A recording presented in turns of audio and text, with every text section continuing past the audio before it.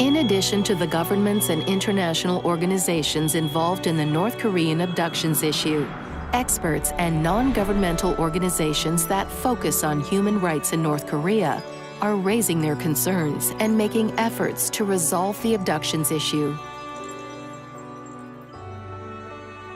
HRNK, a non-governmental organization based in the United States, works to address human rights in North Korea.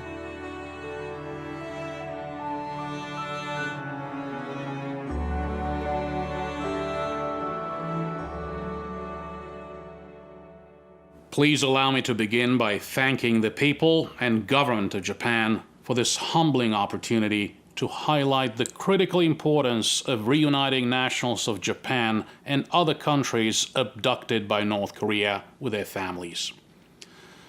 As Executive Director of America's only think tank and civil society organization tasked exclusively to seek solutions to the North Korean human rights crisis, please allow me to profusely apologize to abductees from Japan and other countries, as well as their families. We have tried, but not hard enough. And as of now, we have failed you. Only 5 have returned.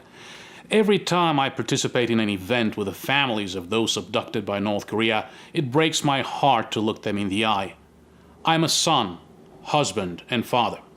And I deeply feel the pain of parents, siblings, sons, and daughters who have been unable to rescue their loved ones. The only way to make a sincere and profuse apology is to pledge that I will not rest, and my colleagues will not rest, until the day each and every abductee of Japanese and any other nationality still alive in North Korea is returned to the loved ones. We will not rest until the day we find out the entire and ultimate truth about the fate of each and every abductee. Friends and allies, foes alike, we are all in the midst of a global pandemic and crisis. Although still not an easy predicament, many of us have been fortunate enough to be quarantined with family members. Even many of those whom this crisis separated from family members living across vast seas and oceans are able to stay in touch via a wide array of communication tools and platforms.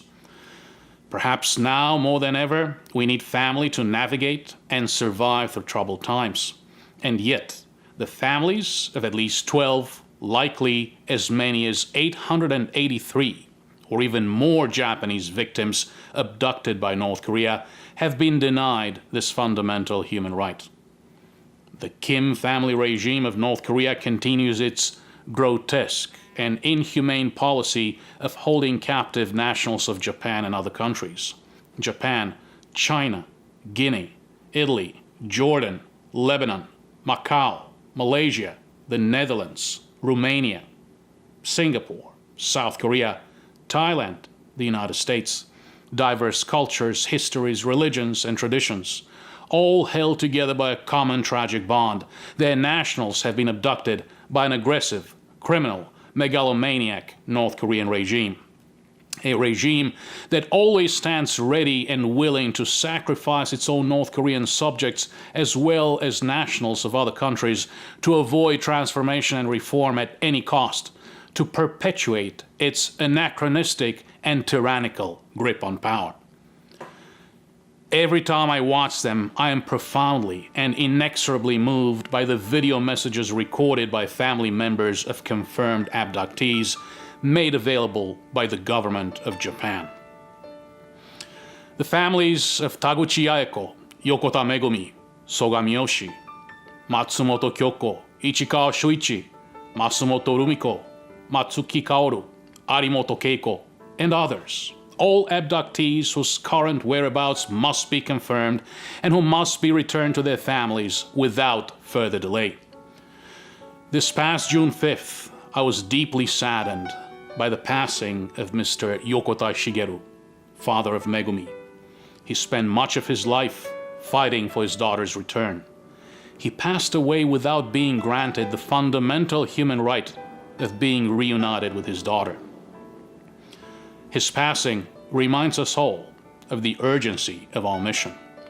All Japanese abductees and nationals of other countries still alive in North Korea must be returned without further delay, without further ado. The time is now. And if, heavens forbid, some of those taken have passed away in North Korea, the Kim regime must find the decency to provide full disclosure and their remains to grieving loved ones at home. The families of Japanese abductees are not in this for geopolitical gains or power plays. All they want is the return of loved ones. It has been far too long. Japanese people have been abducted. North Korean ballistic missiles have violated Japanese airspace. The people of Japan have been victimized by the Kim family regime. And yet, the people and government of Japan may offer the North Korean leader a unique opportunity. Provide full closure. Return our parents, siblings, and children. And perhaps a window of opportunity, truth, reconciliation, collaboration, and prosperity will open up for you, your own family, and your people. We will not give up hope. We will not give up the fight until we find full closure.